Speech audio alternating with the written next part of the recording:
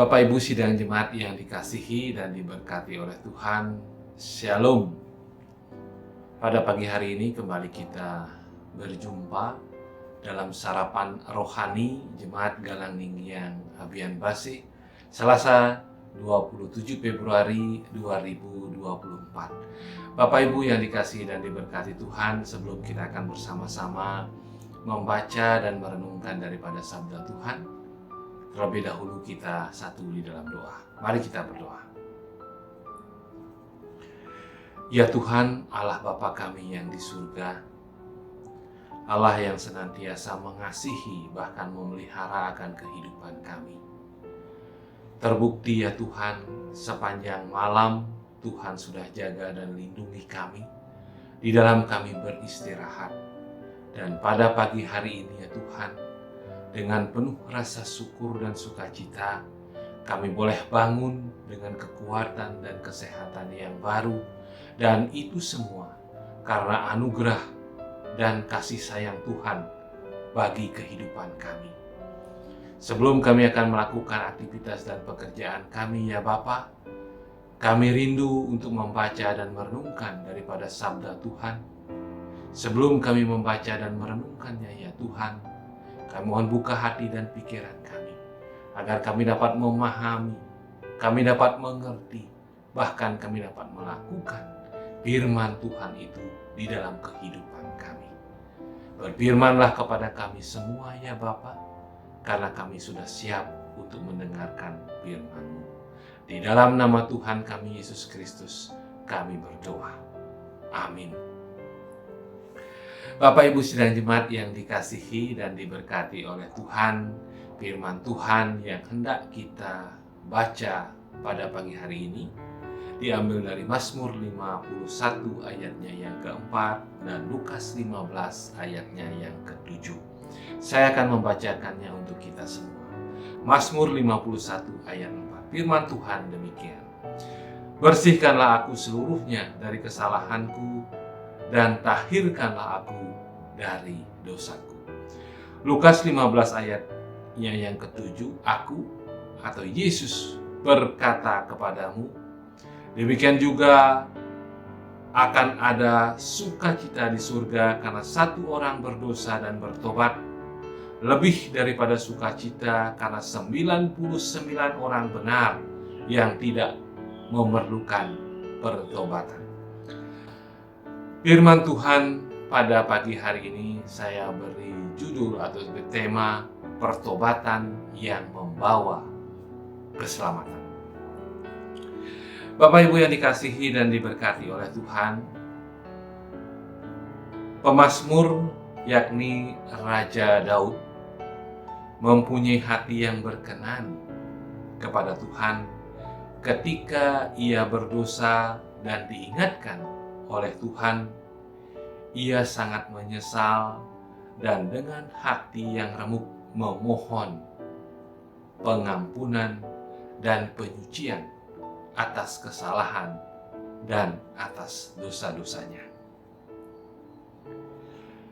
Kita sebagai pengikut Kristus yang sungguh dan sudah bertobat dan mempercayakan diri kepada Tuhan Yesus sekali untuk selamanya, telah dilahirkan kembali dari roh dan diberikan hati yang baru, yakni hati yang taat dan yang senang melakukan kehendak Tuhan. Bapak Ibu yang dikasihi Tuhan, ketika kita membaca firman Tuhan setiap hari, kita membaca Alkitab setiap hari, dan mau merenungkannya, dan lebih-lebih mau melakukan firman Tuhan itu di dalam kehidupan kita.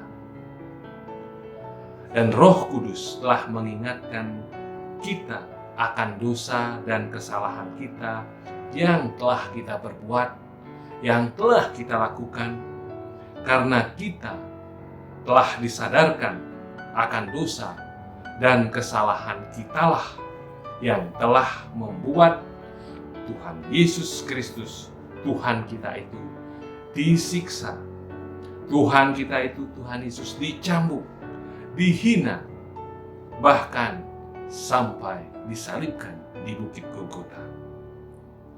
Itu semua atas ganjaran dosa dan kesalahan kitalah yang telah ditimpakan kepada Tuhan Yesus Kristus demi menyelamatkan kita semua.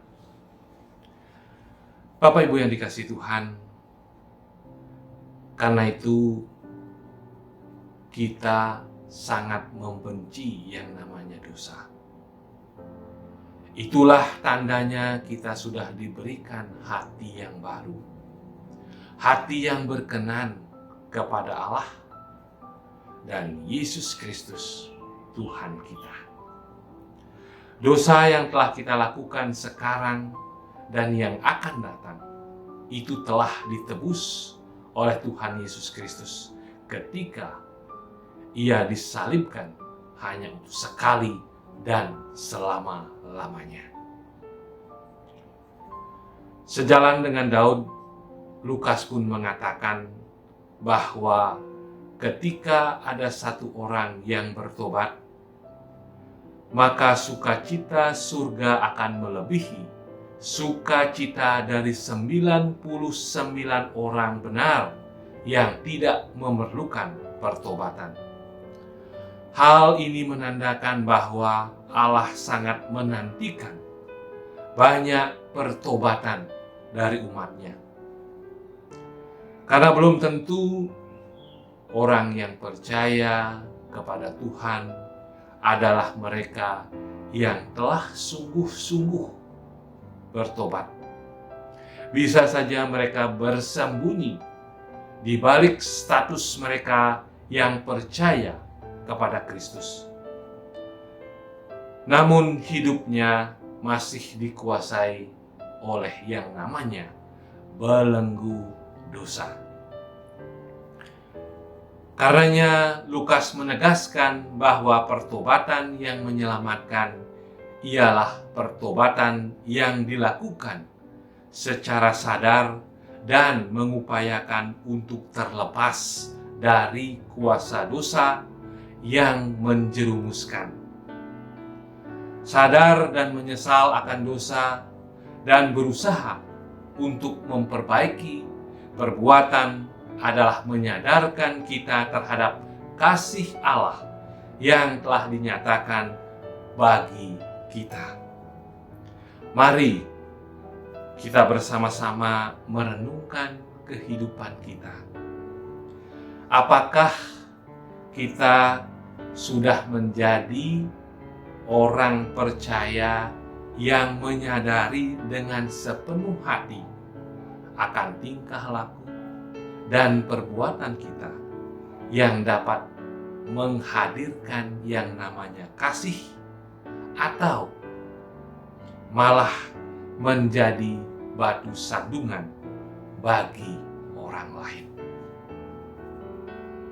Bapak Ibu yang dikasihi Tuhan, kalau ada di antara kita yang masih menganggap enteng yang namanya dosa, sekaranglah waktunya kita untuk bertobat dengan sungguh-sungguh.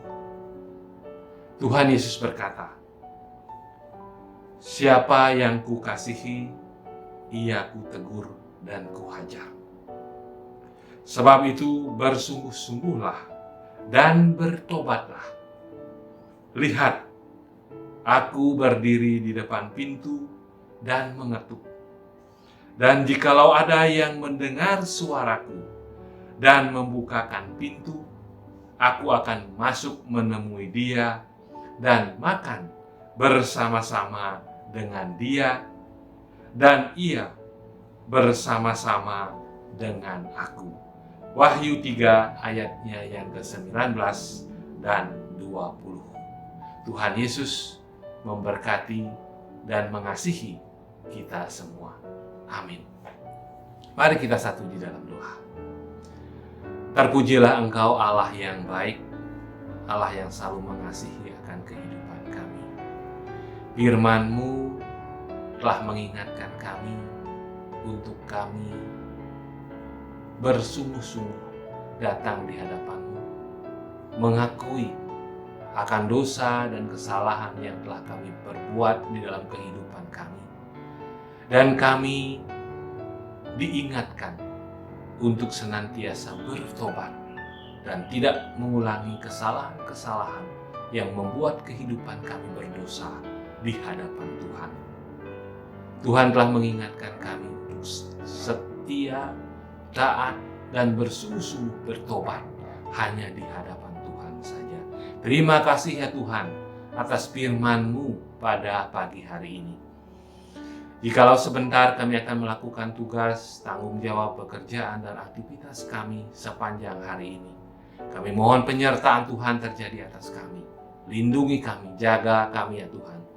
Jauhkan kami dari roh-roh jahat. Beri kami kekuatan dan kesehatan.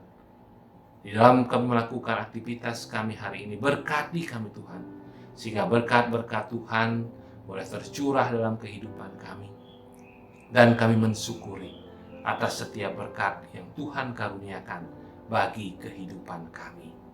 Keluarga kami, anak-anak kami, orang tua, istri, suami, kami serahkan ke dalam tangan kasih-Mu. Apapun pekerjaan dan aktivitas yang boleh kami lakukan hari ini, biarlah Tuhan selalu menjaga dan melindungi kami semua. Ya Tuhan, kami juga berdoa bagi saudara-saudara kami yang dalam keadaan lemah tubuh, dalam keadaan sakit, dimanapun mereka berada pada saat ini, biarlah tangan kasih Tuhan yang memberkati mereka, memberikan mereka kekuatan dan kesehatan, sehingga saudara-saudara kami yang ada dalam keadaan sakit dan lemah tubuh akan menerima kesembuhan, kekuatan yang asalnya daripada Tuhan saja. Kami juga berdoa untuk pergumulan kami ya Tuhan tentang tanah perkuburan, baik yang ada di Semati, di Gunungan, Semolantang, di Abian Basi ya Tuhan. Kami serahkan ke dalam tangan kasih-Mu dalam setiap pergumulan yang jemaat Tuhan alami, hadapi pada saat ini. Kami yakin dan percaya Tuhan tidak pernah meninggalkan kami semua. Tuhan akan menolong kami dan ikut campur di dalamnya. Setiap pergumulan yang boleh kami hadapi ya Tuhan, Tuhan pasti akan memberikan jalan yang terbaik bagi kehidupan kami semua. Kami menyerahkan kehidupan kami hanya ke dalam tangan kuasa-Mu.